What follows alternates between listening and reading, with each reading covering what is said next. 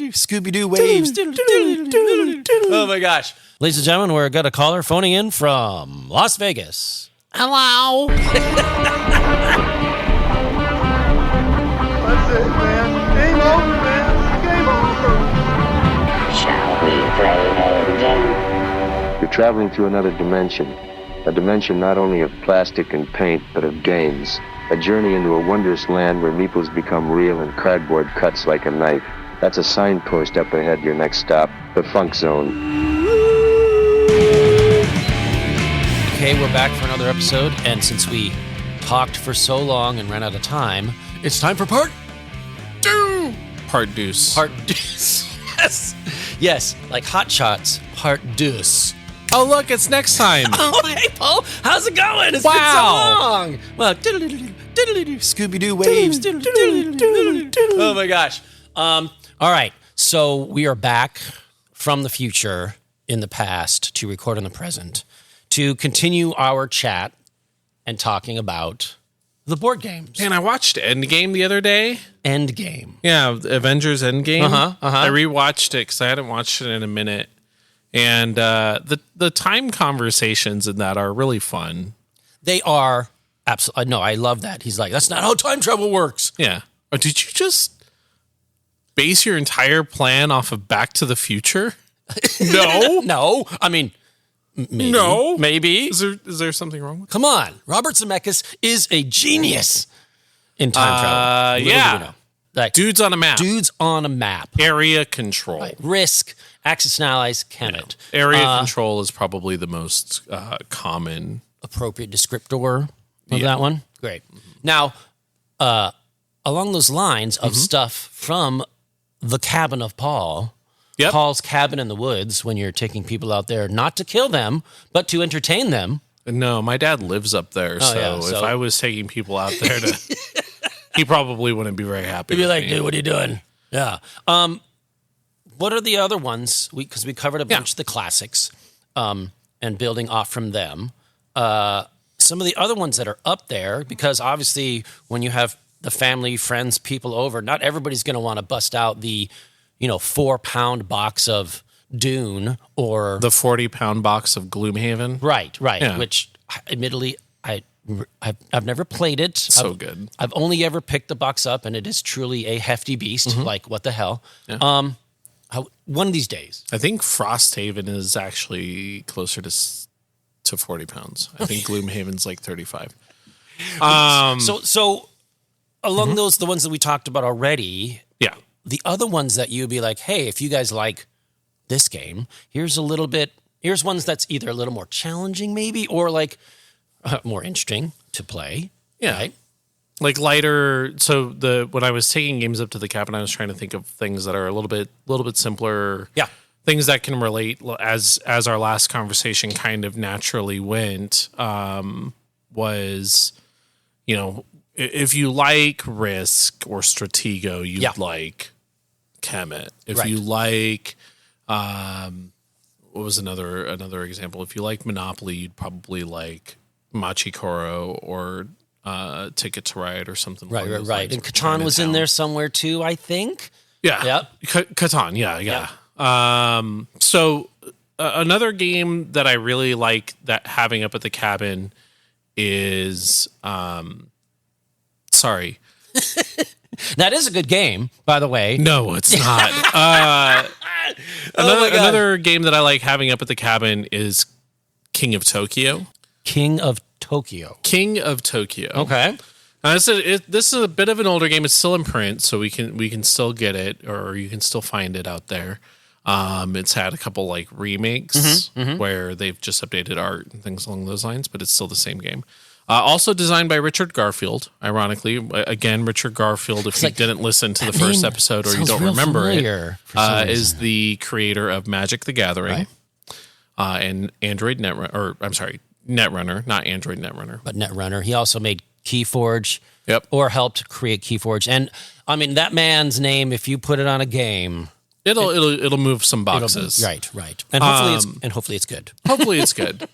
I'll be the first to say that not all of his games have been slam dunk hits, but he's definitely put out some good ones. King of Tokyo is for those of you that like Yahtzee. As I lean in toward the mic going, tell me more. So in Yahtzee, you take 5 dice, you roll them. You take any number of those dice, all of them, some of them, whatever, re-roll those, and then you do that one more time. And then the final result is what you end up with. Now, imagine Yahtzee, but instead of numbers, you have giant monsters. So, like Godzilla-esque kaiju fights. Oh, okay. So, all right. King of Tokyo, it's a very simple game. You play with a small board in front of, in the middle of the table. That is Tokyo. Everyone else has their monster standee in front of them, and all the monsters are legally distinct. Godzilla, King Kong. There's 50s. no resemblance at all. None whatsoever. None, whatever. Yep. Definitely not inspired by the same characters.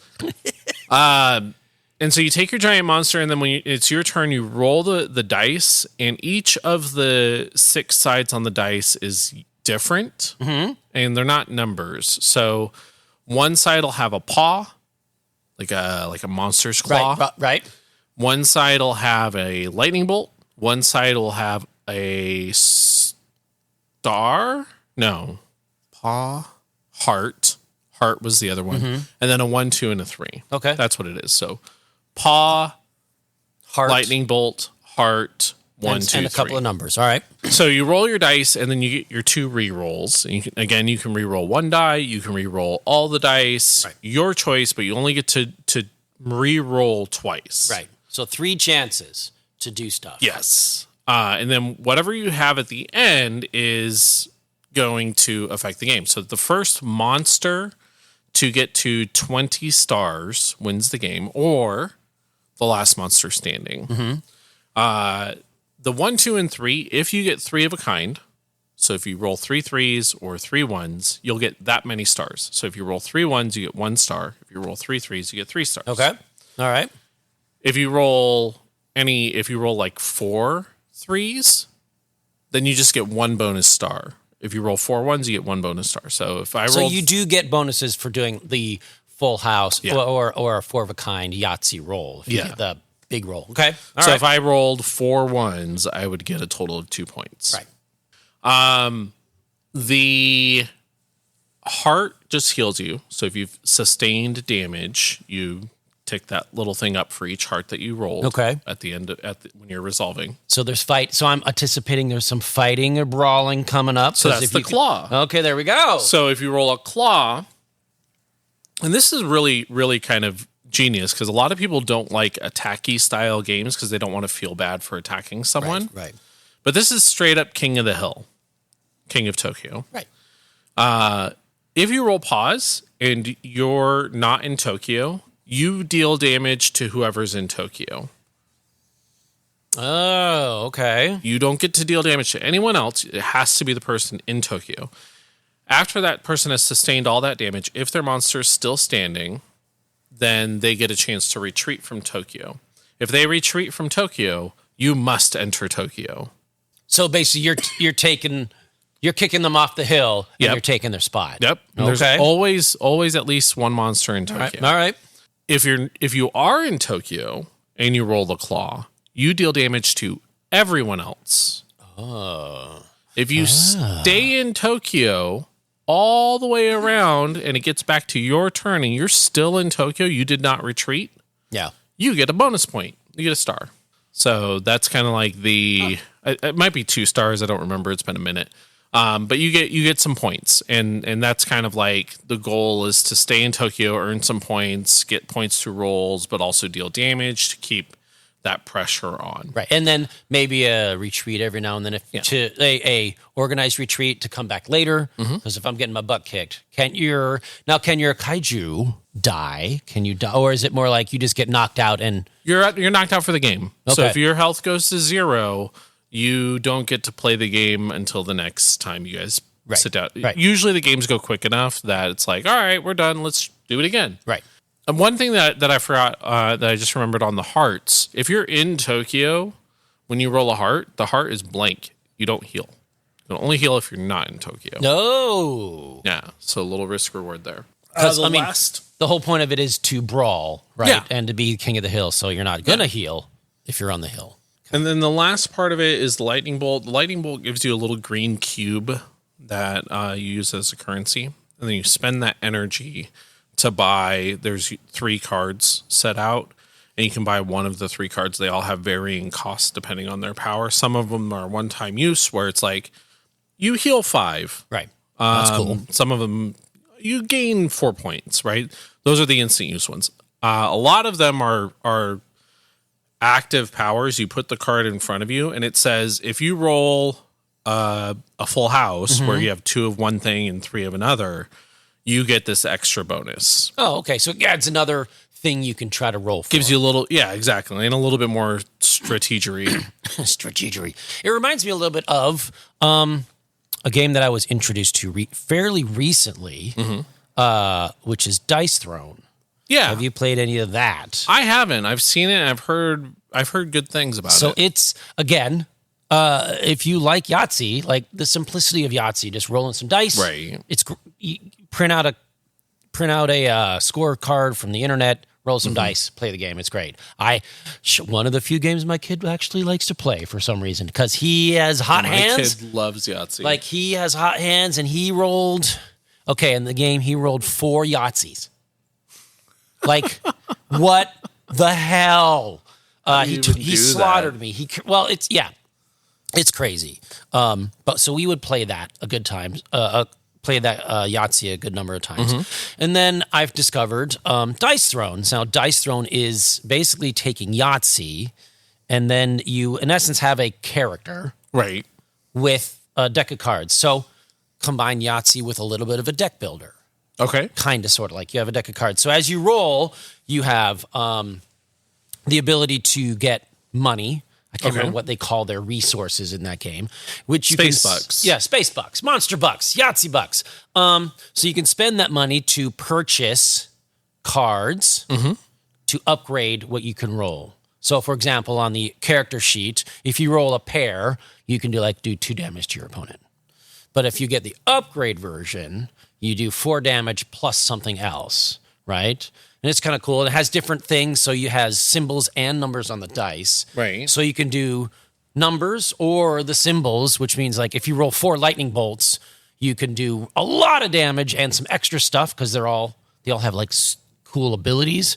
It's when you hit people with some tennis balls. Oh yeah, just pop, pop, pop. Lightning bolt. Lightning bolt. And then they have, so it came out originally, I think it was a Kickstarter game, but it's out now and available. And now they have a Marvel skin. So Doctor Strange, Spider-Man, Scarlet Witch, Thor, Black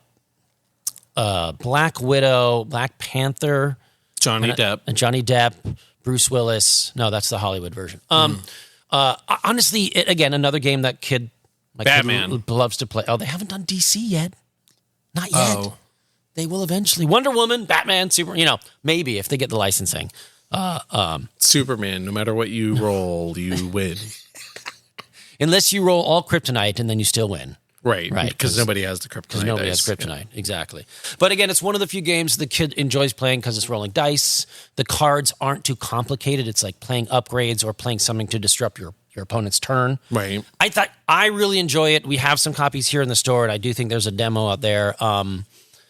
If pop in the Discord, whatever, and tell people and let us know, Dice Throne is an awesome game because it's fun and simple.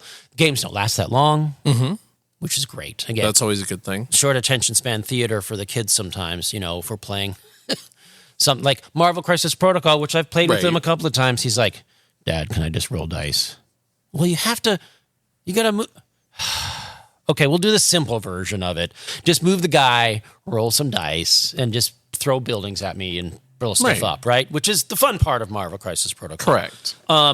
Not no strategery needed. Just roll and shoot. It's great. So Dice Throne scratches that itch. So I definitely recommend if you're looking for a fun game that ups the ante from Yahtzee, check it out. It's really cool. So yeah, I'd probably say in the mechanic of the what we keep referring to as the Yahtzee rules. That ruling has been done time and time again in numerous games. So there's you throw a die at any board game, and chances are you might hit one. Right. Chances are pretty good. Right. I mean, I'm thinking when there's just dice, like zombie dice, where zombie dice. Oh my gosh, that's great. Just eat brains, run away and chase. I love the fact that, again, dice, so the kid enjoys it. Like, do you chance getting a shotgun? Gosh, I haven't seen zombie dice in ages. Yeah. It's a good game. No, it is a good game. But again, something that could be like something you take up to the cabin too. Right. Or at your apartment, whatever, that people will be like, oh, I know how to play Yahtzee. Well, how about zombie Yahtzee? Yeah. How about we just punch each other with giant monsters? Right. Let's do that. And I think, gosh, that sounds simple and fun, right? Very, very fun. Another one that I really like for the cabin, and this one's a little bit more complicated, and it doesn't have a classic card game equivalent that I can think of off the top of my head. Maybe you'll think of it. Is Seven Wonders. Have you played Seven Wonders? Yeah, it's been a hot minute, but Seven Wonders it's still around. Is a lot of fun. It is a lot of fun, and it's simple. It is a drafting game, right? Which again, I can't think of any classic games where drafting was a thing. No, I think drafting is a pretty modern occurrence, like a pretty modern invention in the way you create. Just like how deck building's fairly new, drafting is fairly new. I feel like there's probably like a 52 card deck drafting game out there. Maybe it's a newer one, but I'm sure something like that exists. Yeah. So Seven Wonders is a game where you take several decks of cards representing each age of technology that your city is going through. And each player has a wonder that their city is being built around. Right. Yeah. Whether that's one of the ancient pyramids or like the Great Wall of China. Yep. It's the seven man-made wonders. Right. The library in Alexandria, I think, is one of them too. The Colosseum. Yep. So you have those wonders, and at the start of the first phase, in the first age, you shuffle up that deck of age ones, and then you pass those cards around, and you pick one, put it face down, and then everybody reveals their card, and most of them are going to build up your city and make your city more efficient at producing resources and things like that. And they're just cards in front of you. It's very simple. Some of them, like the science ones, will unlock little symbols that get pretty complicated. The culture ones, the blue cards, give you just points at the end of the game. But you choose whichever card you want to use, and then pass the rest to the person to your left. And then they pick one card from what you just passed them, and they pass it to the player to their left. So you're looking for, in this deck of cards, hopefully the card that works best for your wonder kind of thing, best for your civilization that you're building. And if someone took it already, you're like, well, uh-oh. Yeah, right? And then there's this mechanic where the person sitting to your right and left, you can kind of trade with their cities. There's no actual trading going on like in Monopoly. It's just like I give them some money and they give me that resource. They have no choice. Right. That's just how it works. There's some combat that can happen where you have a military strength, and if your military strength is higher than the person next to you or something like that, you get points. Right. It's been a very long time since I played the regular Seven Wonders, but it's a great game for like the cabin, where you just want to sit down. You want a game that has some depth to it, but isn't going to take all day to explain. And Dad's going to be there scratching his head. Saying, I don't understand these decisions. Or somebody like Mike, who's I just want to roll some dice. Right, I just want to roll dice and write stuff down on a piece of paper. I don't know why my dad is John Wayne, but you know. Well, as Mike always says, right, is like if it takes too long to explain the game, it's more fun. Your interest wanes in it. So Correct. With Seven Wonders and many of these games, you can kind of start playing and then explain as you go, which I think is really important in many games out there. Like Frosthaven is probably not a game. You can just be like, hey, let's start rolling dice. You're like, no, we got to set up the board for a day and go through this rule bring book. up Frosthaven in this. Right. So I think that's from when I played Seven Wonders, and again, same idea. I thought it was very, very cool indeed. Again, not too long of a game. Right. Excellent strategies, good depth. And also like it's not too foreign. Like you're not talking about a strange planet or building life. There's very on little Mars. reading. It's almost all symbols. Right. Which sometimes drives me batty. Can sometimes be a problem. You know, what game is it? It's slightly off topic, but the those miniature war games. I think it's Warcry or Kill Team, which is like the smaller version of Warhammer and Sigmar. Right. Like everything on the card, it just has a symbol. Now, how much money are you saving putting a skull that has cross eyes on it with a weird squiggle on its forehead that just means your health counter or whatever, as opposed to just saying life or attack or ranged? Like, seriously. One thing that I love about Seven Wonders that they did recently, and a couple of games have tried to copy this, is Seven Wonders recently did Seven Wonders Duel. Okay. Have you played that one yet? I have not. Seven Wonders Duel is a 2-player version of Seven Wonders. So The Seven Wonders, it's multiplayer. You can have it's minimum 3. Okay, all right. Because it's a drafting game. You have to pass the cards. So there's no way to play it with a lower number. And to be fair, Seven Wonders as a cabin game works better because you want to socialize. You want to be together in the cabin. But that being said, I've played a lot of Seven Wonders Duel recently. And it's just a really, really solid. It feels like you're playing Seven Wonders, but it's only 2 players, and it plays. It scratches all the right itches. Okay. The difference is instead of taking a card from a hand and passing it, you build basically like a pyramid of cards in front of you. Yeah. And so the top of the pyramid, the point is underneath 2 cards. Those 2 cards are underneath 4 cards, and those 4 cards are underneath 8 cards, right? Right. And so the way the drafting works is I can take any card that doesn't have a card on top of it. So I can take anything from the bottom row, and then the next person, say you go next, you pick up the card that was next to mine. That unlocks the card on the second row. Right. So now so you have this real interesting, like, gosh, I really want that card, but if I Now, pick that up, it gives him the other card. So they're face up. So you they're know all what face they up. are. You know. All You right. know. So you'd be like, I need that card in the middle, so I have to unlock stuff to get to it. And hopefully my fellow opponent does not. I think they're actually face down. Okay. Actually, I remember now. They are face down, but as soon as they're unlocked, they flip face up. Oh, okay. I think that's what it was. All right. So you kind of know, but you don't know until they're unlocked. Right? That's, Correct. I mean, that's fun. That's a fun mechanic. It's very cool. It is. Okay. It makes the game very interesting. Otherwise, it plays almost identically. Okay. Fantastic. We'll try it sometime. Absolutely. It's quick. It reminds me, again, playing with the kid, trying to get games in and off screens and stuff. Reminds me a little bit of Unmatched. Have you played?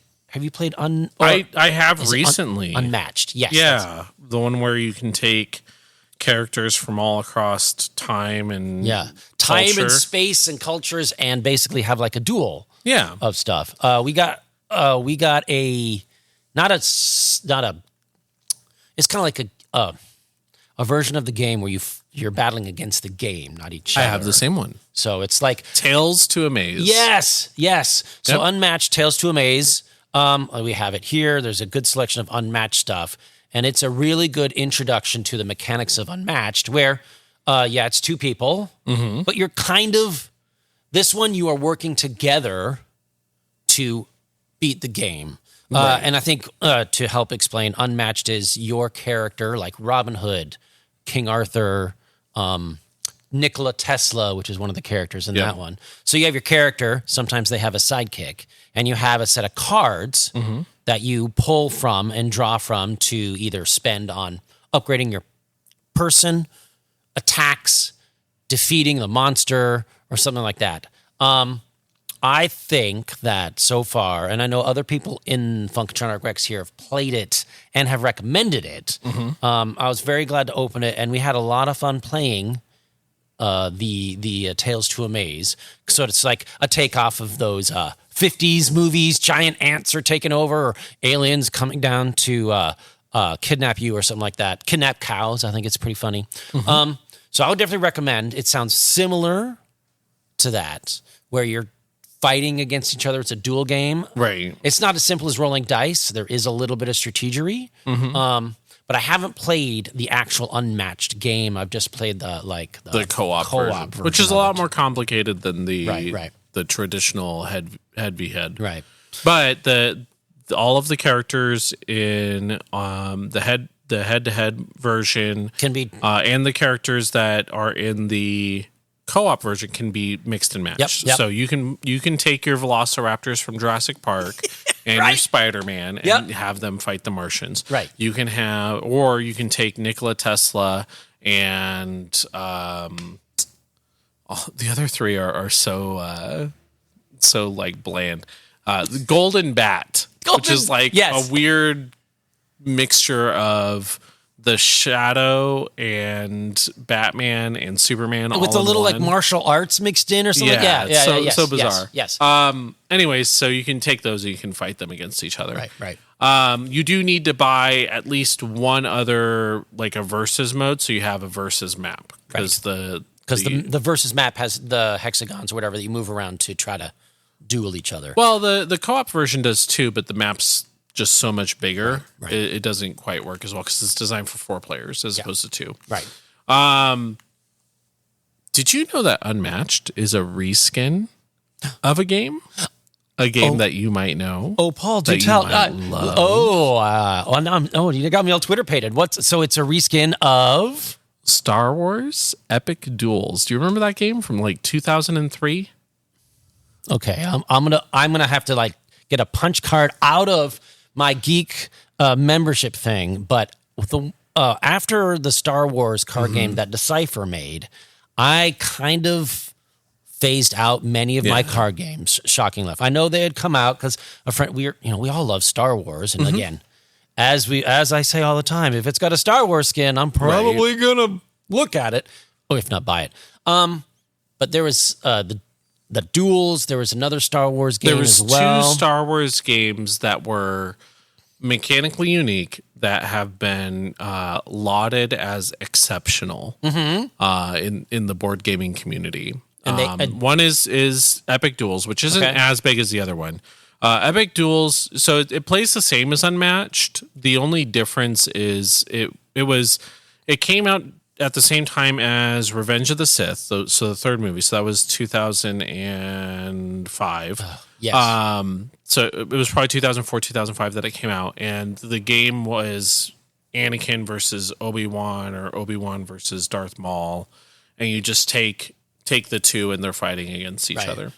But when the game didn't get reprinted, the license became free. Restoration Games picked it up and they decided to do their Unmatched. And so they started using pop culture. Originally it was fair use characters like Robin Hood, Bigfoot, that kind of thing. And then they started getting into licensing. So that's where Jurassic Park and Marvel. Oh, that's really cool. Okay. I mean, I'll have to go back and, well, I don't know if it's even around, but go back and investigate that. Yeah. But obviously, public domain stuff is 5-finger free. So if you can make a game from it and it's successful, then you can start rolling into, let's get some license. Now that people actually think the game's going to make it, we can license a few things. Or if it's Marvel, they just license you everything. It's like, whatever, just make us some money, kid. And the sequel to or I guess it's not a sequel, but the next co-op version is coming out soon for Unmatched too. Oh, cool. Comes out, I think, in March or April of this year, and it's Ninja Turtles. Oh, Paul. I pre-ordered that. I was about to say, it says Ninja Turtles on it, and like that's a shut up and take my money moment. Shut up and take my money. Oh my gosh, totally. Oh my gosh. Okay, so when that comes in, put that on the docket to play. Yeah, we'll do it. Let's get that going. Because I think those like Unmatched, like I said, I do not have the original. I have the co-op version. So I think we should definitely put Unmatched on the list too. Yeah. Try and play. Yeah, I have the co-op version, and I'll have that co-op version too. Great. I haven't picked up any of the head-to-head stuff yet. Yeah. The intention was, I got the co-op version when I had saw the Turtles one, and I was like, all right, I love Turtles. Everyone loves Unmatched. I'm going to give it a try. Yeah. If the kid loves it, we can buy some of the head-to-head stuff and mix them in. The kid didn't really love it, but that's fine. He will when he's older. Yeah. That's what I keep telling myself. Yes. That's what I keep telling myself too. He'll like it when he's older, and I promise. Eventually. But so my kiddo who's 12 did enjoy the Unmatched co-op game. I think the mechanics of that game are cool because you do something, the turn sequence is cool where you basically draw a card and it tells you who goes next. Yeah. So it could be you, could be your fellow player or the game. Sometimes we played one game where we got screwed. It was just like the game went. We're both like, you want to start over? I know exactly what you're talking about. So it happens. Obviously, a good shuffle can help that. But even then, but it translated surprisingly well for a head-to-head game. Yeah. Becoming a co-op. Right game. now, was that Star Wars Duel of the Fates? Did that have figures, or was it mostly just a card game? No, I think they were miniatures. I think it worked just like the Unmatched did. Oh, okay. Probably lower quality because early Hasbro, but. And oh my gosh, as I mentioned, if you look back in the Wayback Machine through the wibbly wobbly that is time, the craft of miniatures has just, it's amazing. And I definitely think, hopefully, putting it on the docket, like talking about the hobby stuff and painting and minis. As I said earlier, when we were doing the intro stuff, I have miniatures from 1984, like Raoul Partha miniatures, the ones that my brother and I would paint before we'd play D&D, because you got to have some miniatures for your game, of course. Right? You move these guys around again, pew pew, or shing shing and patang and thwack and all that stuff. Blap. Yeah. But looking at those guys and then looking at the current ones, because those are metal, and way that the modeling and the sculpting can happen in plastic, I'm sure they look good, but now, like, the ones from Unmatched, I'm like, they look really good. They look great. So I'm quite happy. I don't know if I'll actually paint them. Right. But I was like, these look, I'm like, I want to play the game because it does look good. Right. Yeah. And that's definitely a thing that many people think about is like, well, if the miniatures are meh, or the artwork is meh, right? It definitely affects gameplay. There's a game I got recently because I do love, I think I mentioned this when we were talking about Netrunner. Because I do also love the cyberpunk feel, that vibe of a universe, the cyberpunk, the William Gibson stuff. So there's the cyberpunk video games, and they came out with a, who is it? Is it Big Monster Games? I'll probably fix this in post and just, overdub. Ladies and gentlemen, the actual company is like Monster Games or something like that. So they came out with a cyberpunk skirmish game. I was very excited to play it because it looked like you can do either just regular skirmish or it can be a campaign style. As your boss gets better, you get more money. You can buy more stuff. You can get better equipment, like upgrades. The miniatures are so bad, right? Are they bad? How bad are they? How bad are they? Oh, How gosh. bad are they, Chris? Paul, they are so bad. Tell him what he's lost. He lost all will to live in paint miniatures when I opened that box. It was just like, I think they make a game where it's kind of like kaijus battling, stuff like that in the cities, and you run around. So I'm like, they look good. It was Monster Apocalypse. Yeah. I don't remember the name of the company either. I know, gosh. But yeah. I had high hopes. Gameplay, very good. Artwork, very good. The stuff that comes in the the intro box, I thought the value of it, very good. Like everything was like boom, boom, boom. This is great. I got out the minis and I'm like, super disappointing. So not that they will ever listen to this podcast. If anybody's out there who has played this game and goes, look here for better minis, by all means, please let us know in the Discord or chat or whatever. Because I've actually played with the minis. I haven't played the game, but I played with the minis. It was just my buddy ran and this is probably our next topic for a future episode. Is my buddy ran a cyberpunk role playing game. Oh yeah, and he had bought those skirmish minis to use for that. So we used that for that. I had a custom mini that I had made. I don't think I painted it, but it was a dude with like a guitar gun. That was really cool. Hold on. Guitar gun. I love that stuff. Love it. Yeah, he was a rocker. It's great. Yeah, he was a rocker. Rocker hacker. No, he wasn't a hacker. Just a rocker. He wasn't good at computers. In fact, that was a intentional character design. Was that my character was specifically bad at computers. Love it. But he loved to be the center of attention. He loved to get people's attention.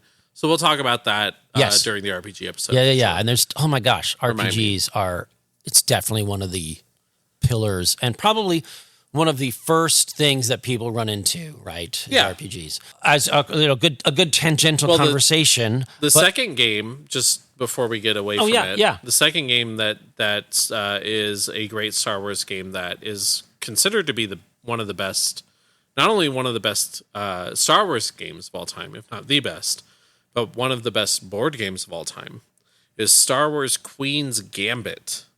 I was hoping you'd say Circa 2000. I was hoping you'd say like Star Wars Monopoly or Star Wars Trivial Pursuit. I've never played Queen's Gambit. I've heard nothing but great things. Star Wars Queen's Gambit. So I have never heard of this. It's an entire board game that is based on that scene in Episode 1 where the slug tries to kill Padme. Is that? Oh no, that's sorry. Episode 2. Oh. Where Padme is. It's during the Darth Maul fight, and Padme's trying to get to the throne room. And they use the grapple hooks, right? Yep. So the entire game is based on Padme getting into the throne room. And I think because I've seen pictures of the board, I think the fight with Darth Maul is going on at the bottom of the board. And so it's like, it's kind of taking place where the bottom of the board is like the fight with Darth Maul, and then you have the palace. And you got to try and get up the palace while the fight's going on.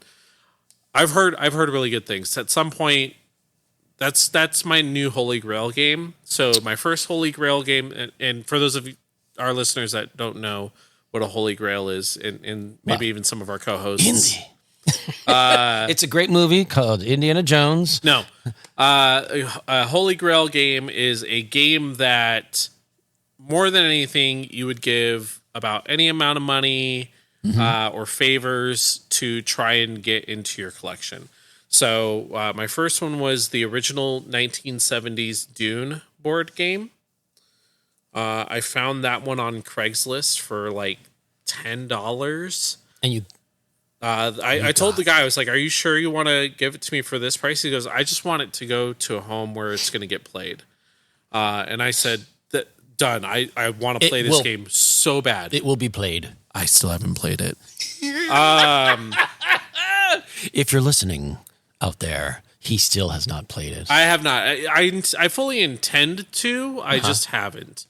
It doesn't help that the game was recently reprinted with updated artwork and rules. Is that the newest Dune, like Imperium? No, or Imperium's a completely different game. Okay. We'll definitely talk about that at some point. But it's the 6-player Dune game where you have the map of Arrakis in the middle. It looks like a big pie chart. And each player controls a different faction. So you have the Atreides, the Fremen, the Harkonnen, and everyone's the Bene Gesserit. Everyone's trying to win the game, but it's super weird and super complex. The game tends to go for 6 to 8 hours on a short game, and you have to play it with 6 people. It's not a game you play with less than 6. Oh my gosh! But it's super asymmetrical, and it's widely considered one of the best games ever. There's the Kemet combat system. I don't remember if we talked about it last episode, so I'll just talk about it for a quick I think second. we briefly hit on it, but that might have been when we got timed out. So yeah. So the Kemet combat system is directly ripped off from the Dune game, and that's not a bad thing. The way it, or no. No. Paul, you're mistaken. Oh, are you? Kemet's inspired by it. Scythe direct ripped it off. So you take a wheel and you bid a certain amount of power secretly on the wheel, and then you can add cards to it. So maybe your troops in that battle have a las gun, and so you put your stuff face down, and you reveal whatever cards you contributed to it, as well as the wheel, the bid that you made. And if you win, then the difference is like troops are lost, etc. But there's this like secret bidding war that's going on. It's like, okay, well, how much resources does Chris have over there? Does he have a las gun? Because the las gun, if you have a las gun, you win the fight. Guaranteed, no questions asked. Yeah. You brought a laser to a knife fight, and you win. Okay. But all right. Unless there's this like rock, paper, scissors thing where if they brought the, I want to say it's the energy shield. They can play a card if they think you have the las gun, and if you play that card, it nullifies the las gun. And then there's also like the Atreides, Paul Atreides gets to like look at cards that are going out to people, so he can kind of see what items people have. The Bene Gesserit have this thing where at the beginning of the game, they write down who's going to win the game and on what turn, and if they get it right, they instantly win the game. So as opposed to the other person. Person.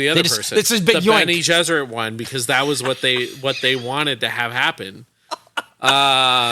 That's okay. That is It's so super true cool. to And it's flavor super thematic. Yeah. thematic. That's great. Oh my gosh. So the game's super rad. I definitely want to play it. We're getting way too far off. Well, no, on I the think tangent here. the Holy Grail games is Right. definitely a thing we can touch upon. Heroes as we Quest go was through. my next Holy Grail game, and I acquired that in a trade a couple of years ago. So I didn't have my next Holy Grail game. I think is Queen's Gambit. It's another game that's hard to get that I would love to add to my collection. Okay, Heroes Quest. Is that like a D&D board game, or am I? It was originally a game by Games Workshop. Okay. All right. Back in the 80s or 90s, and it's essentially like the first co-op game. Okay. Where you are exploring a dungeon, a la D&D. You're playing a character. You're looting chests and getting items, and then orcs are popping out of the walls and that kind of thing. And it had like full 3D furniture and pewter minis that were like Games Workshop minis. Wow.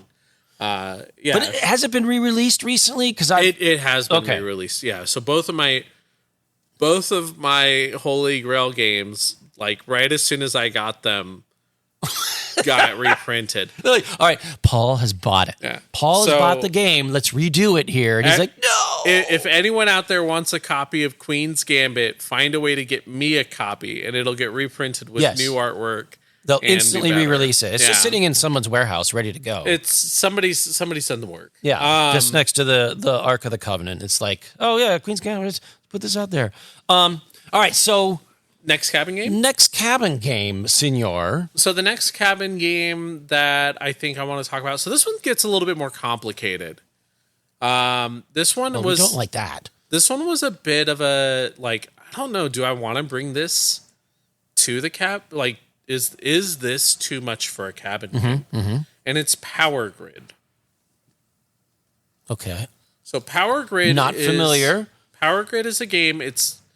This is one of those ones that it's like, okay, if you love Monopoly, but your favorite part of Monopoly isn't the trading, it's not rolling dice. Your favorite part of Monopoly is monkeying around with the paper money, have I got a game for you. If you like to make it If rain. you like a board game that's about economy and taxes. Oh, gosh, yes. Let's talk power. How to create a tax shelter and a 401k. It's hard to sell Power Grid because it's not a very like attractive concept, especially in modern board gaming.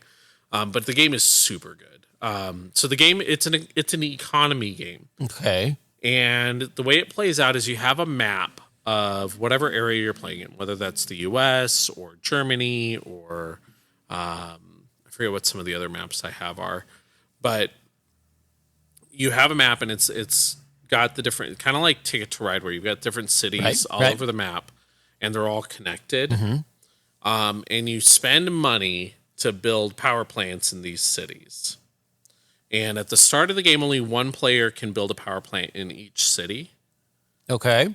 And you can only build in order to build in a city that you're not, or in order to build in any city, you have to pay money equal to the cost of that city, and some cost more than others.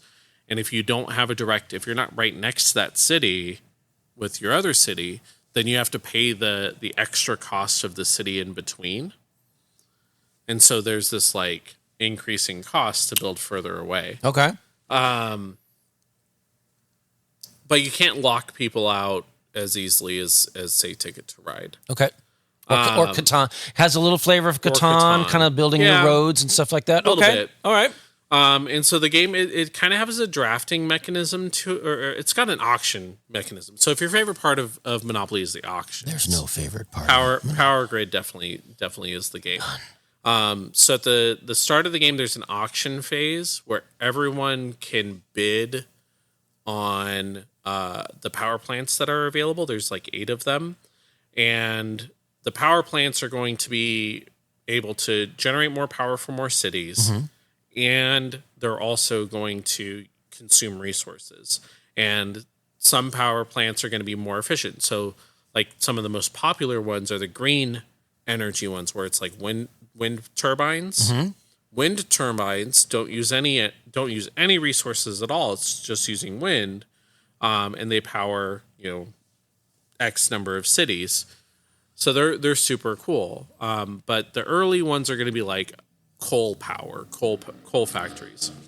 And so what all that comes in is you have at the bottom of the board, there's a series of tracks for coal, wood, it's coal, wood, oil, trash, and uranium. Because you got to have a nuclear. Is that right? Nuclear. Or is there only 4? I might be misremembering one of them, but basically coal and wood are going to be the easiest to acquire for the most part. They replenish the fastest, especially in the early game. Uranium's really rare, and it tends to be more expensive. And the board will tell you how expensive it is, and the price is based on how much of it is in the reserve. So the more coal that's that's available for people to buy, the less expensive each coal is. Right. So if the coal track is completely full, I'll spend, say, $1 to buy a coal, and then I'll do that 3 times, and then the price of coal increased to 2, and I'll buy 3 more coal for $6 more, and then the price of coal will increase to 3. And maybe I'll stop there, but now I see that you have a bunch of coal plants. Now you have to spend $3 per coal. And there's this really interesting, like, whoever's in last place gets the first dibs on what resources are available. So there's this really interesting built-in catch-up mechanic that makes whoever's in the lead have a bit of a disadvantage going into like each round. There's like a little underdog element. Exactly. So you're never totally out of the race. Exactly. Okay. So that's a very, very rough version of Power Grid. So it is a simple game. It's simple to understand. It's simple to play. I don't think it's any more complicated than like Monopoly, and that's why I took it up to the cabin. It is not going to. Part of when I was taking games up to the cabin, I was like, I want games that somebody's going to grab off the shelf. They're going to pull it out on their own. I don't need to be here to teach them the game. Power Grid was one of those ones that I was on the cusp of. But I really love it, and it is very simple, but it's also like meaty enough that it's enjoyable. So that was the next one I took up. That's great. So a game that's very similar to Power Grid that's probably a bit easier to get into, and it's a bit more attractive. Another one that I took up to the cabin is Splendor. Have you played Splendor? I have not played Splendor. It's here in the store. Yeah, Now, hold on, is Power Grid still out and around? Yes. Power Grid is still okay. Last I checked, it is. Yeah, okay. we've carried it in the store a few times. Splendor is it's a set collection game. So in Splendor, you have these little gems, and on your turn, you can take gems from the supply, or you can exchange gems, which is usually like it's more efficient to exchange a gem to trade one in than it is to just take from the supply, kind of like in Ticket to Ride with taking the train cards. So you take the gems and then you use those gems to buy little tiles that are available to everyone. Splendor's a 2-player game for what it's worth. When you buy a tile, so I might buy a tile that's worth 1 ruby and 2 sapphire. So that might be the cost. And then printed on that tile, it has a diamond. What that means is every turn for the future, anytime I go to buy something, I have a diamond available toward that cost. Oh, all right. So basically everything's a diamond off, right? Right. And so then I have to trade less gems. And then the game is playing to at the very top of this tray of, so the easy ones are usually like 2 to 3 gems to buy, and they give you 1 gem. And then the middle row is like 4 gems to buy, but they give you 2 gems. And then the top row is like 7 gems to buy, but you get 3 or 4 gems every turn.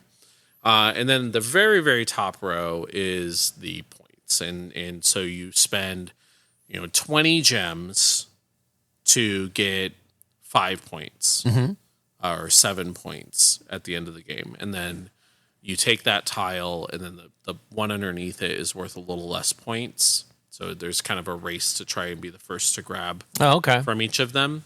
And then once one of those piles is empty, if I remember correctly, the game ends. So it's a very quick, very simple, very easy to play game. Again, it's only 2 players, which is not always my favorite. But if you do only have 2 players and you want to kind of do a little bit of like an economy engine kind of thing, Splendor is a great game for that. Oh, great.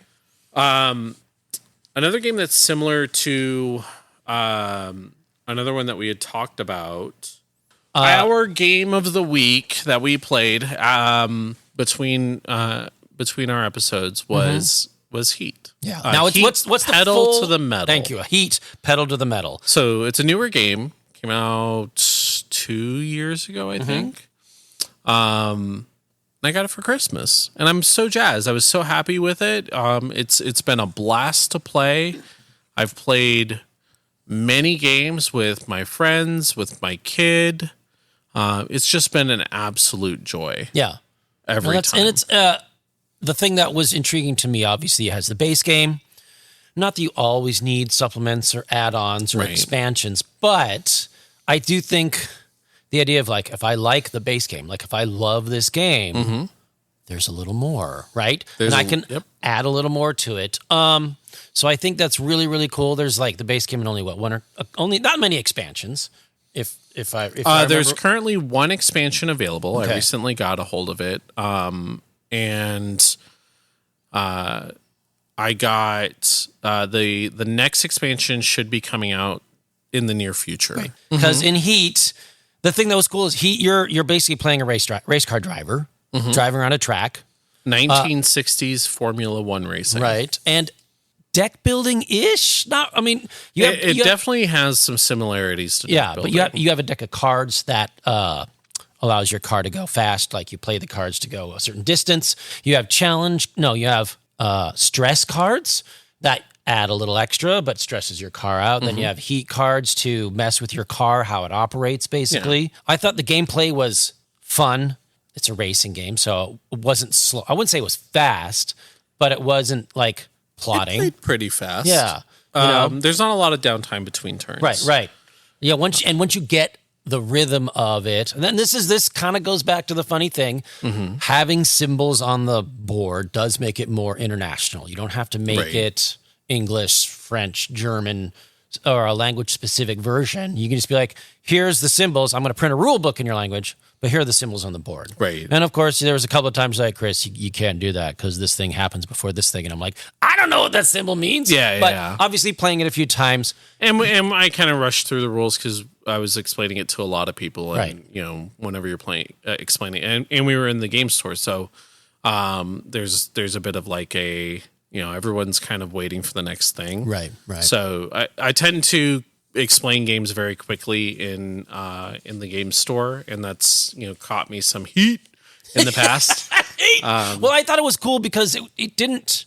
We seem to have gotten rolling. Yeah. See what I did there? We got off the line pretty good. Right. And then as we played, they're like, what does this mean? So we would add stuff to it. So getting started didn't seem to be a problem. Like, we're not trudging through these rule books. Like, here's your race car. You start on the line. You guys, depending on what gear is the number of cards. Obviously, I'm trying to remember because I like the game a lot. Depending on what gear you're in, 1, 2, 3, 4 is the number of cards you have to play.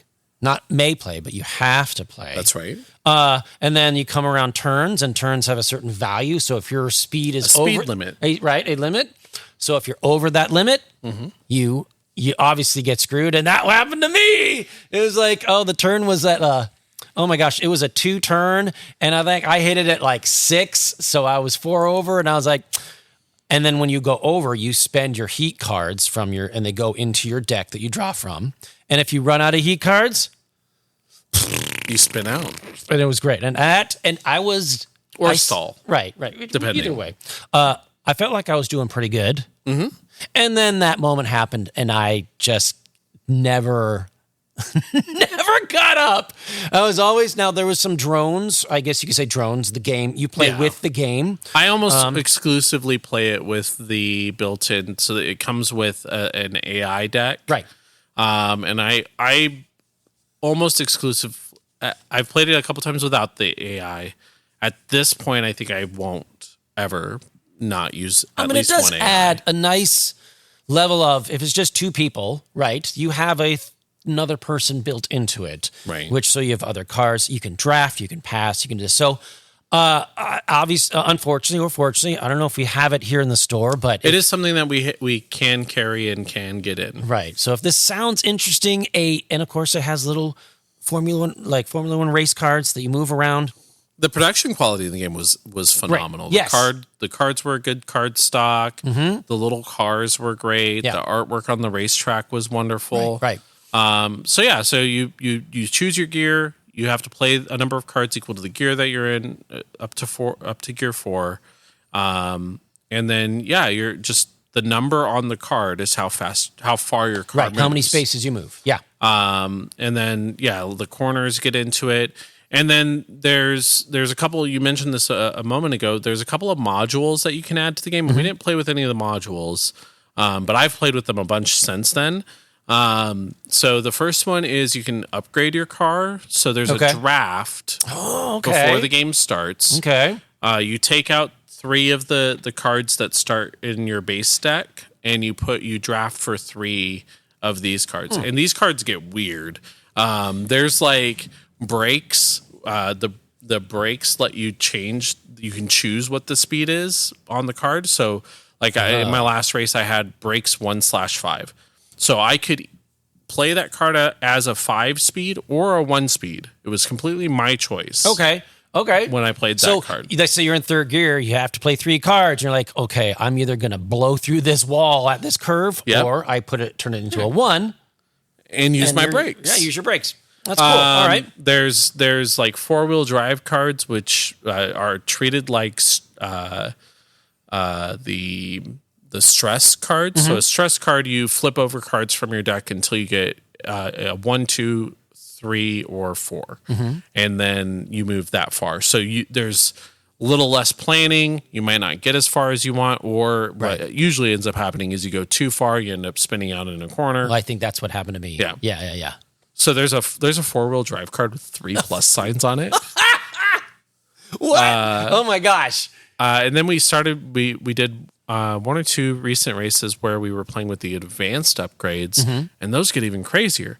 I had one card where it was like, does it shoot bananas out the tailpipe? No, man. it's still pretty thematic to 1960s Formula One racing. All right. But it was like you add a heat, but you get to cool down a heat from your hand. So when you cool down a heat from your hand, it goes back into your engine. When you take a heat, it goes from your engine into your discard pile. So I basically got to take a heat from my hand and put it into my discard pile effectively. But then I also got to take 3 cards from my discard pile and shuffle those back into my deck. And so I'm like doing this weird manipulation. And you choose thing. those cards. Yeah, I get to choose which 3. So there's some really interesting stuff that the game gets to do with when you get into the upgrades. It gets a lot more complicated, right? Because the base game, the base upgrades is an extra heat card that starts in your deck, a 0 and a 5. Okay. And so with otherwise every card in the deck is either a 1, 2, 3, or 4. Right. And usually a number of stress cards equal to the racetrack that you're on. Most of them it's 2. And then but it's really neat. It adds some neat flavor to the game. You definitely kind of get to feel the personalization of the car. And we've had a lot of fun doing that. And then the second module we've only done once, and that's weather. Yeah. And weather makes the maps really replayable. Oh.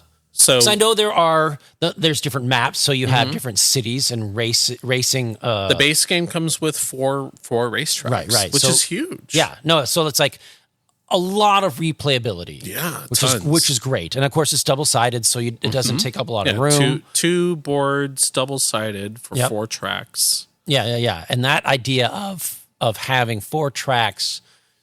Like, oh, we've played USA so many times. Let's try, Mexico or Italy or London or whatever, right? Right. It's Great Britain, Italy, USA, and France are in the base game.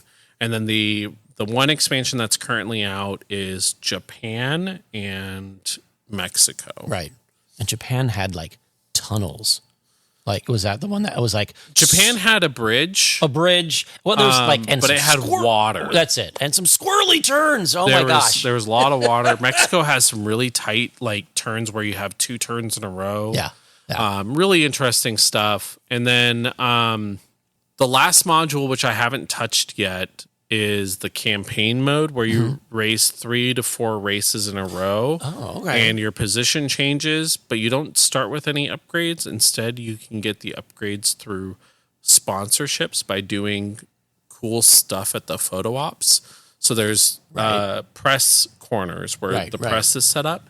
And if you take that turn going really fast, the press is going to take notice of you. Or if you slipstream past someone or something like that, they're going to take notice of you. And so if you do that, when you pass a press area, you get points or something. I don't know how it works yet because, again, I haven't done it yet. But that gives you the sponsorship. And then the sponsorship is basically just upgrades, but probably more powerful. Right. It's a completely different set of upgrades. And are these in the base game? Yeah, this is all in the base game. Man. Okay. So it says you have a basic game, but then you can, as you play it, you can add more levels of complexity, but also more levels of customization. Exactly. So that's really cool. The expansion was very simple, and I don't feel like it was a waste of money.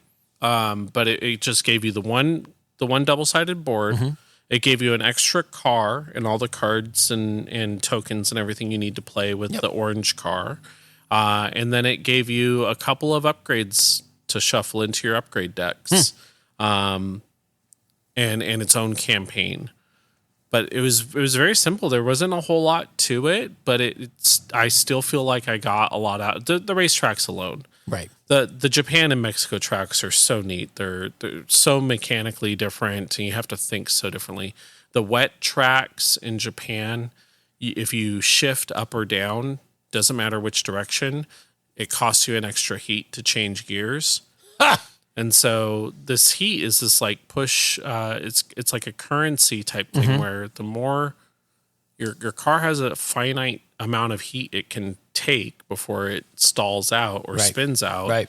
And so you have to try and but if you push your car a little bit further. Well, it's a little resource management. Yeah, How exactly. hard do I want to push the car, right? No, because I enjoyed the fact that the construction of the game, the artwork, the layout is great. The boards look good. Frankly, the boards look really, really great.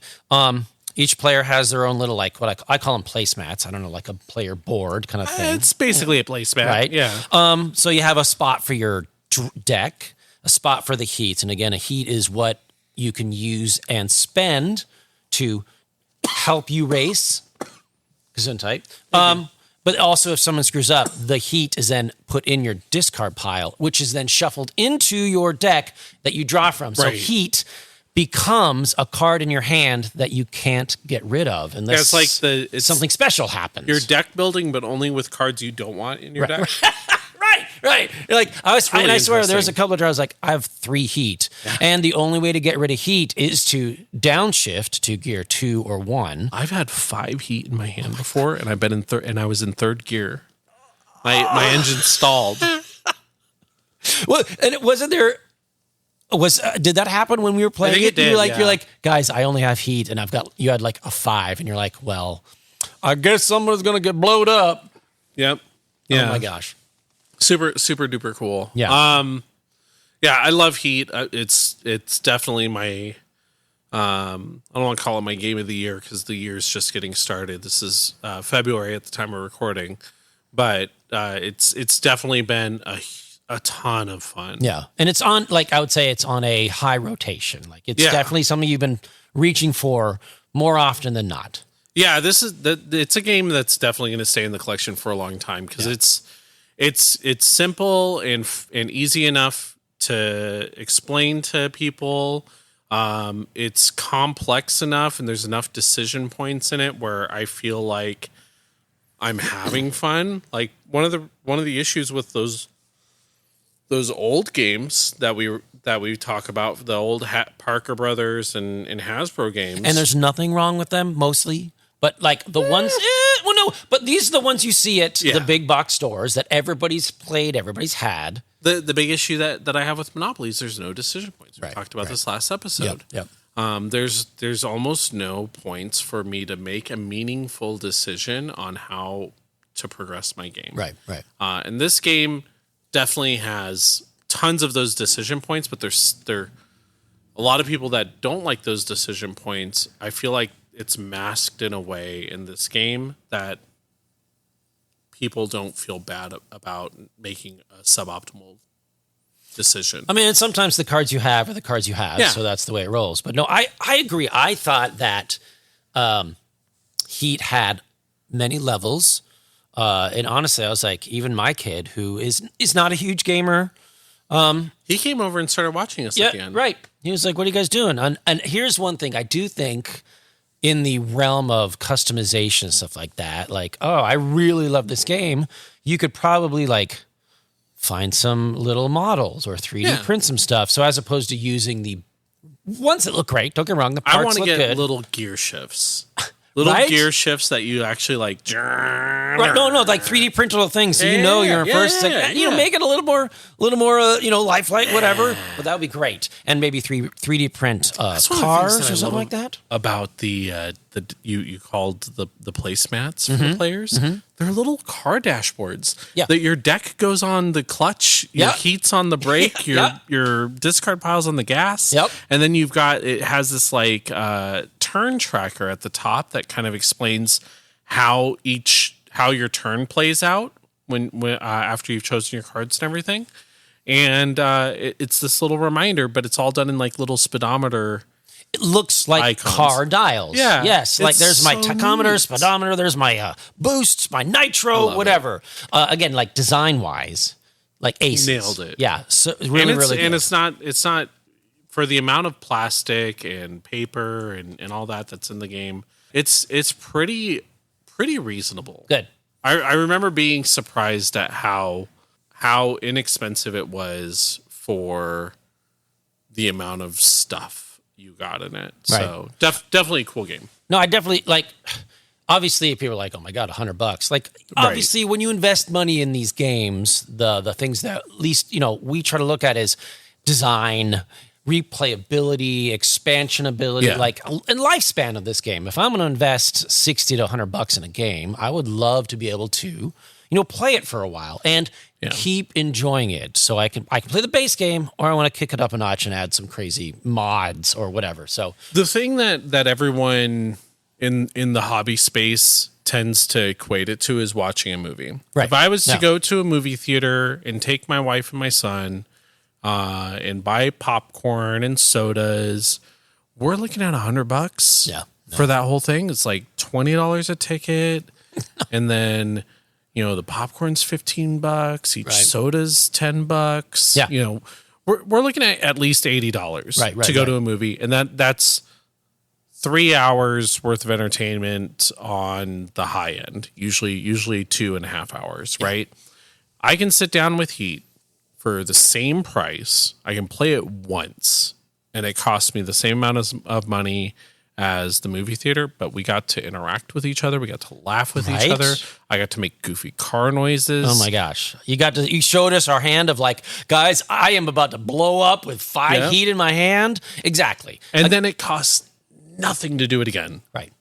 And again, and again, and again. And I think that's a really, really important point that you and I agree on, and we keep circling back to, is the idea of spending time with people and hanging out and creating these times. Like, there's still times when my kid goes, Dad, you remember the time I rolled this and blew Hulk off the board with somebody, like with Hawkeye, some stupid, sorry, I'm still a little bitter apparently, but like this stupid character who got him in Achilles heel. No right. But he's like, I rolled like all crits, all hits or whatever, and it just blew me off the board. Yeah. And of course, those are the moments that we go, Dad, you remember that? And we're like, yeah, I'm still pissed about it, damn it. But it's those moments where you go, we have created a little thing, a memory, a core memory, as it were, that we can circle back to, and it makes the game better. A lot of people ask why board games have gotten so popular in the last 10, 20 years. I think a lot of it has to do with, especially people our age, those of us that grew up in the 80s and the 90s. We all grew up playing Nintendo and, sitting next to our brother or our sister or our best friend, and we each have a controller in our hand, and we're staring at the TV, and we're yelling at each other and having a good time interacting. Oh my gosh. Yes. And then modern video games don't do that. No. Modern video games, you're sitting quietly at a screen, you got a headset on, and you're saying a bunch of like really derogatory, awful things. All right, if you're my kid, you're definitely not sitting quietly. But yes, it is. No, not quietly. But no, I agree. Agreed. That's a really, really valid point. Like, oh my gosh, like back in the day when I went over to my friend's house and we played like Pitfall on the Atari. Yeah. Even though that's a one-player game, we would all kind of hang out and be like, oh my God, you'd pass the controller back and forth. Oh my gosh. I love that. And to this day, I am still terrible at video games. But one of the things that I really enjoyed is that ability to hang out. Like my thing was, I would try to turn it into a little social thing. A friend of mine was big into video games. Right. I'm terrible at them. So basically, I would make a bowl of popcorn and come hang out and watch him play. Oh, Jesus, it was like Doom or Diablo or whatever, like those games. But I would treat it like an interactive movie. I'd be like, oh, dude, don't do that. Oh, dude, oh, that's great. Oh, dude, and he would just get all into it. It would be into it. And every now and then he'd look at me and be like, Chris, do you want to play this? Do you want to get in here and play this? And I'm like, no. Not at all. Not at all. If I'm bothering you, I will take a back seat and walk away. But he's like, it's kind of fun because be like, hey, don't forget that thing's over there and the beast, and helping them out. But the idea of hanging out and being social, right? Yeah. There's a reason why Funkatronic Rex has, and almost hopefully any game store worth their salt has tables that people can come in and play at, right? And get that side-by-side interaction. Exactly. You never know, because after playing, Star Wars Unlimited here for so long, well, it's not that so long, but playing Star Wars Unlimited, hanging out with everybody, you get to know them. Like, you bring in a little lunch, little snack, you do this, and hang out, and you're like, remember that game and all that? I freaking love that. We've had people come into the store daily, weekly, every night for Magic Night or whatever, and they've moved to a different state, or in some cases passed away, and it's gut wrenching because you get these connections with people that you just can't get when you're playing online video games, right. or you can. I've made those connections with people over online video games, but it's not the same, right. And it's not as fast. It's not as easy. Yeah. No, and my kid's done that. Like, he's met a few of his schoolmates, like met a friend, and that their friend goes to the same school, and they went like, wait, we go to the same school? So it was a really kind of eye-opening moment, and now they're, they hang out, and they're really good friends, and they're playing the baseball team and all that. But the idea of going over to their house and hanging out and playing, or, even if it's a video game, like hang out, like pass the controller. You get to play the baseball, football, sports ball video game, and we're all going to cheer you on and hang out, is a really, really important, like, social thing that I think all these games are tapping into. Exactly. To reinforce the idea, like, hey, we're all still kind of social. I still like to think we're all antisocial. We're all antisocial jerk faces. Where where COVID was the norm. We're like, you guys don't normally just stay home. We're all a bunch of introverts, right? I think it was like 11 or 12, and we were playing. I had a friend over to spend the night, and we were playing. Do you remember Dark Forces? Star Wars Dark Forces? No. The PC game. It was a first-person shooter like Doom. Okay. But you play as, this guy, and he's got the E11 blaster, and he's shooting stormtroopers down. Yeah. We spent the entire night where one of us, I think I was on the keyboard and he was on the mouse. So I was moving our feet and jumping us and trying to get us in and out of cover. Yeah. And he's the one that's like aiming and shooting all the stormtroopers. Right.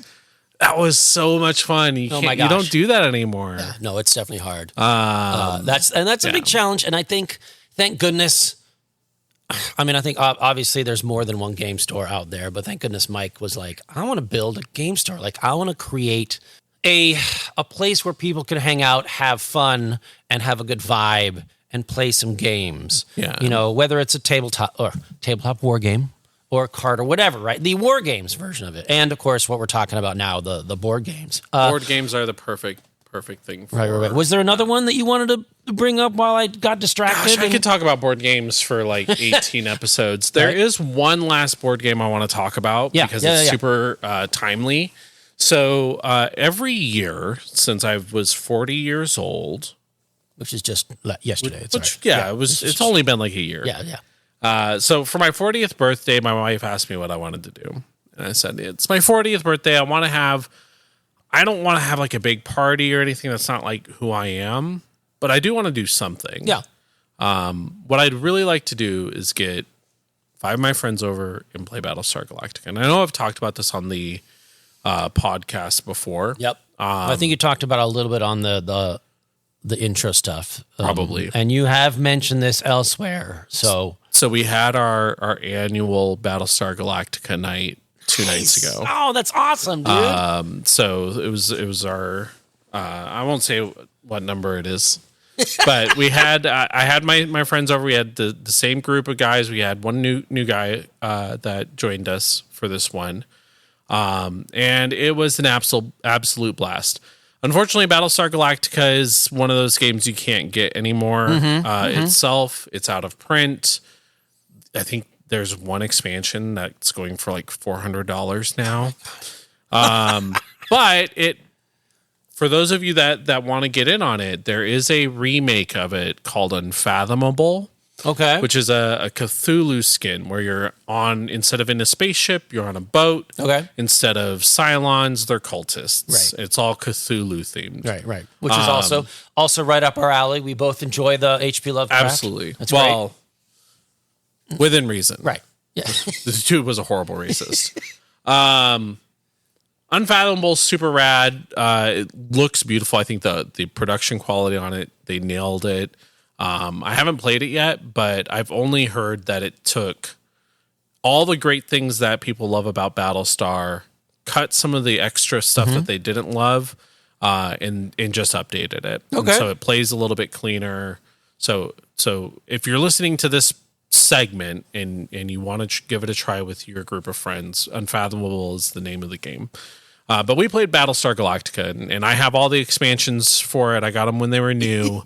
And so and every year since we started doing this, I've been doing little updates to it. I've been upgrading my game every time. So the first time we did it, I put everything in sleeves.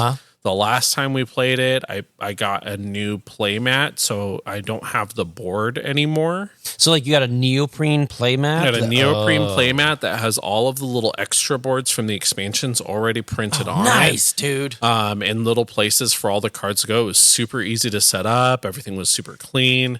It was perfect. It was chef's kiss. I was very happy with that purchase. It was just a file I got on Board Game Geek, and then I went to a website that prints out playmats and had them printed out for me.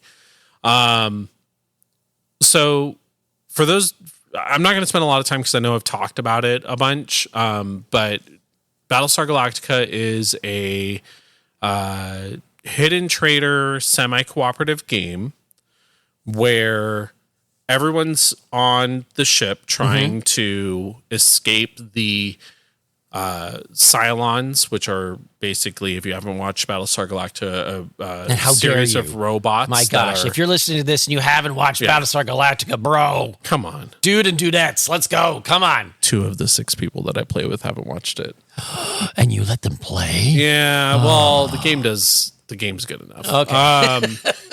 So it's a race of evil computers, kind of like Terminators that are chasing you down. The premise, because the TV premise is Battlestar Galactica is the ship, and they have to jump to get away from the Cylons that are chasing them, and they're always chasing. And so you're trying to spin up your FTL drives faster than light drives, and trying to make the next jump to get away from them, and then they appear moments later, and you got to jump again. So the game sets a clock. You say, we're trying to get to Kobol, which is the first planet that the show jumps to, their first destination planet. We're trying to get to Kobol. We have to travel a distance of 4, and then there's a sleeper phase, which we'll get into, and then you have to travel a total distance of 8, so 4 more distance, and then the next time the humans jump, they win the game. The thing is that there are about, for that one way for the humans to win, that's the only way the humans win, for what it's worth. If they get to the goal, they get to the planet. If they get to the planet and make another jump, they win. There's about 20 different ways for them to lose, and it's super easy for the humans to lose. And what makes it all crazier, and this isn't much of a spoiler for the show. The ship sinks. Wait, wrong show. Sorry. At the very beginning of the first episode, we find out that the Cylons have found a way to replicate humans, and so there's robot human beings. They are Cylons, but they bleed and very much like are exactly like humans. T2, like the Terminator, they look exactly like us, but they're cyborgs. They're robots. But even further than that, they don't have metal. They don't have. They bleed. They breathe. They can, exactly. Yep. So, and they could die, obviously. But their bodies can die. Right. So if they die, they get their like consciousness is uploaded to the cloud and then downloaded into a new body. Yep. So that's the skinny of it. The game plays out it feels very much like the show. So I was playing, you each choose a character from the show. I was playing Chief Tyrol. Yep. We had Cassie, which is Tyrol's wife later on in the show. Yep. Spoilers. We had Starbuck, Yep. which is the ace pilot. We had Saul Ty, which is the second in command. Yep. And we had, who was the political leader? It was the president? we didn't have Laura Roslin this game. We had Was it the weird scientist guy? it was the skeevy lawyer. Oh, Yeah. that guy. Yes, Yeah, that guy. Yes. So we Okay. had this weird start, and we might have flubbed the rules to picking characters. Whatever. We didn't really care. We'd played it a couple times. We were just like, we'll make sure we have at least one of each. So we had exactly one of each of the different roles, and then we had 3 support characters. So we had one pilot, one military leader, one political leader, and then 3 support characters. Right. So the game starts out, you're secretly dealt a card that says either you are a Cylon or you are not a Cylon. That's what it says. That's it. If you have a card that says, well, no, it has a lot more. But That's the gist. the basically. gist. Yep. If you have a card that says you are a Cylon, your goal for the rest of the game is to get the humans to lose. If your card says you are a human, you just have to make that last jump. Right. That's your goal. You want to work with everyone to do that. So I drew my card, and I was a human. I am not a Cylon. Great. I'm one of the crew. I'm a real human. boy. I'm here to help guys. Not a problem. Yeah. So I'm going around. I'm the engineer. I'm going around. I'm fixing the ship. Meanwhile, Ty's over here making baseless accusations against people and threatening them. And Cassie's following him around with a gun. And next thing we know, Cassie shoots the vice admiral, and he flips over his reveal card. He's not a Cylon. Oh, that's probably bad. That's bad. Yeah. We lose some morale. Yeah. He's got to pick a new character. So he picks his next character. I think he picked a pilot. I became admiral. Ooh. No, wait, no. Starbuck became admiral. Okay. Excuse me. Yeah. Our admiral was now Starbuck, of all people. Oh my gosh. So Starbuck's out there flying, shooting down the starfighters.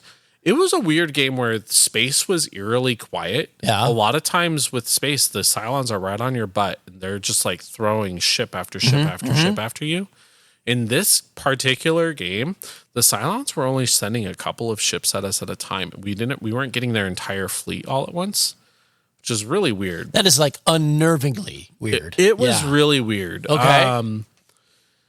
So we make our first couple jumps, and we're feeling good. Like things are looking up, guys. Humans gonna survive. We're We've gonna got make it this. to. I'm keeping the ship repaired. Yep. I'm keeping our fighter jets repaired. Yeah, morale is getting better. Morale's feeling good. We still have a couple of weird incidences where somebody else ended up getting airlocked. Or no, the president ended up they played a quorum card where they got to airlock somebody. So they airlocked someone that was being that they felt was being shifty, and Were they a Cylon or a human? Do you remember? I mean, not that it totally matters, but like obviously you're like, hopefully you get the Cylon eventually. no, it was the president ended up dying. So I think that the president airlocked Ty, and then because he airlocked Ty, Cassie shot the president. That's what it was. As you would. And then I became president, the engineer. And I'm like, I don't want this title. I just want to fix things. Right. Somebody please take this from me. I don't want this power. Because I can't fix this system. I can fix the engine, but I can't fix this Yeah, stuff. exactly. And so then we make our distance 4 jump, and it's the sleeper phase. And in the sleeper phase, everyone's dealt a new loyalty card. You look at it, and mine says, "You are a Cylon." I have been awoken. The sleeper has awoken. I put it back down, and I'm like, "Fuck." We'll fix that in post. Yeah. I'm like, ugh. So, what happened then? So I ended up, oh, that's what it was. So that happens, and then it's my turn almost immediately. There might have been one turn before mine, but it was like my next turn that I found out I was a Cylon, I was like, all right, I'm going to play it cool. Yeah. I don't want people to figure it out right away. Don't be sus. We still have time. I'm just going to play it coy and play it close to the chest, and we're good. So at the end of your turn, you get to do a movement action and you get to do a regular action. That's it. Your turn is very, very short. At the end of the turn is the meat of the game. I draw my crisis card. And a crisis card will say a thing happens. Everyone has to vote on how this thing will, what the outcome will be. Right. And then there's usually some influences over whether or not you get close, your FTL drive spins up, or if the Cylons attack you in some way in space. So I look at my card, and my card says that there's a error in the Cylon detection system. I'm like, all right, we just had the sleeper phase. Yeah. People want to know who the Cylons are. If we pass this test, nothing happens. Right. If we fail this test, for the rest of the game, people can't look at loyalty cards. So no one will know. No one will know if they're human or Cylon. That I'm a Cylon. Or because it won't change. Like that's the last round. Once you're a Cylon, you're a Cylon. Yeah. So if that first round you drew you're a Cylon card, you're a Cylon for the rest of the game. If you draw a human card, you might change as I did. Yep. Okay. So I'm like, all right, this isn't the end of the world if this passes. But I also don't really I don't want it to pass. I kind of just want to let it go. Yeah. So I was like, all right, I'll throw in one card. It won't be a big deal. It's just one card. It's not a big number, but it's just a card to help kind of usher it into a failure. Right. And then the next person, so that was me. There's 6 players. Next person passes. The next person passes. The next person passes. Mike was playing the game with us. Says, don't worry, guys, I got this. He puts a card in. The next person passes. So the way that the votes work is you get a series of skill cards that are color-based based on your character. So I got 2 leadership skills, 1 engineering skill, and 1 one politics card at the start of every one of my turns. Those are my 5 cards that I get. I don't get piloting cards, and I don't get tactics cards at all. That's just not in my skill set. Right. And so I threw in a card that was against it. I threw in a politics card, and this test required tactics or engineering. And I was like, I'm going to throw in this card. And then 2 cards from the Destiny deck get shuffled in, and they're just normal cards, but they're random. They get shuffled in, and then you flip them. We go to flip these 4 cards, and there's 3 bad cards in there. So mathematically speaking, of the 2 cards that were added by players and the 2 cards that were added by the Destiny deck, there's 3 bad cards. 50% of the people that contributed are not on the human side. Right. Wanted this to fail. Right. And curse me, I could not think of a good reason to weasel my way out of it. They throw my butt in the brig. Yeah. And I'm locked in the cell for a turn. I'm like, how do I get out of this? I can't do anything from in here. Yeah. You can only contribute less on tests. You can't move around the ship. Once you're a Cylon, you have to play that allegedly. Like when a Dutch wink, you got to play that motive, right? So that's the idea of the game. Yeah. You have my goal is for the humans to lose. Right. And from the brig, I have very little that I can do. What I should have done is I should have released myself from the mortal coil and spawned in the resurrection ship in a new body. And I'd be the same character, but I would be with the Cylons at that point. I didn't do that, though. I wanted to get out and I wanted to lay some bombs around the ship. So I'm like sitting there and I'm like grinding my gears. How do I get out of this? And then current turn goes around and it comes back to my turn. I was like, all right, I'm going to go for this. I can't get out of this on my own. I've done nothing but good things for the team this entire game. I'm here to help, guys. You got to trust me. They let me out. Those fools. The fools. Oh my gosh, that's awesome. What had happened is the Battlestar was like on fire. There was a bunch of attacks that had been done. And so everyone's like, okay, we need the engineer out. He needs to fix things. He's saying he's going to fix things. So our FTL drive is damaged. Right. So it's harder for us to jump. So turn goes around again. And it takes a long time to get to your turn in the game because there's so much deliberation that's happening, especially in the crisis cards. Yeah. My turn finally comes back around. And I'm like, all right, FTL drive's damaged. I'm going to move to the FTL drive. I'm going to reveal that I'm a Cylon. And I'm going to blow up the hangar and I'm going to blow up the weapons control. The Cylon fleet has just jumped and surrounded Galactica. I go to the resurrection ship and you guys can't launch ships or fight them off. Good luck. Oh, I thought I had it in the bag. Oh my God. So that was pretty devastating. They were like, I knew it. I was like, of course. I mean, duh. It was right there the whole time. Right. So I should have just revealed it would have given me one more turn, but they play through.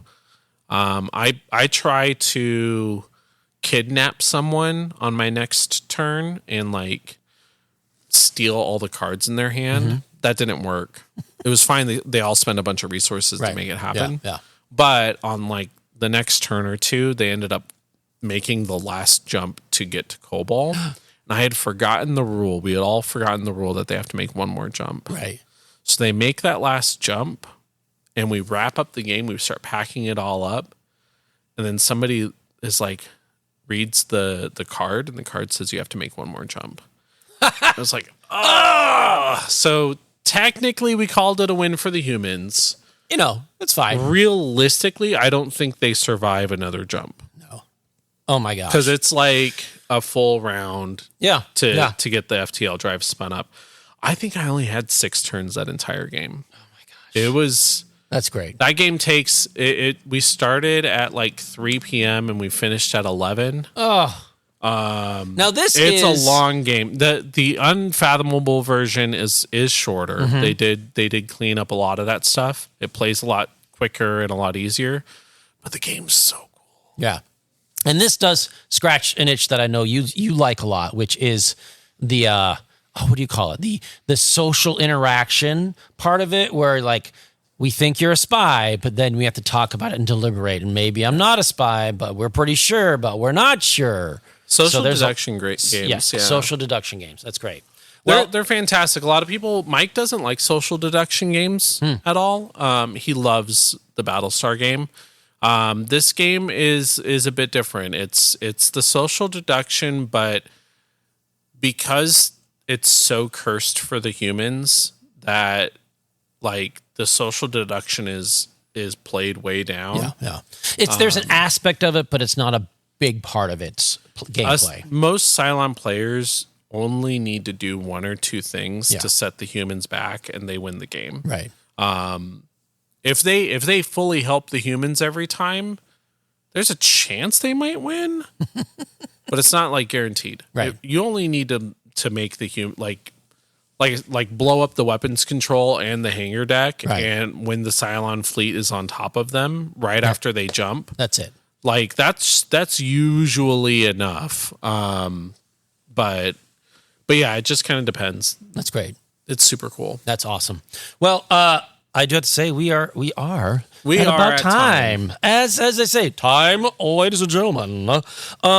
If you guys have liked this episode, reach out to us on the Discord. There's a podcast room. You can reach out to Paul and I. He's probably on it a little more than I am. I tend to watch it. Yeah, because he has a little bit of that control mastery thing in there. But also, don't forget to check out funkatronicrex.com. You know, we are recording live in the store as we speak. We're actually... we're alive. We are alive. Yes, we're alive, and we're not going back in time too much here. But we would love to see any and all listeners in here, if you're in the Phoenix area, to come in and hang out, play some games, and let us know what you think about what we talked about.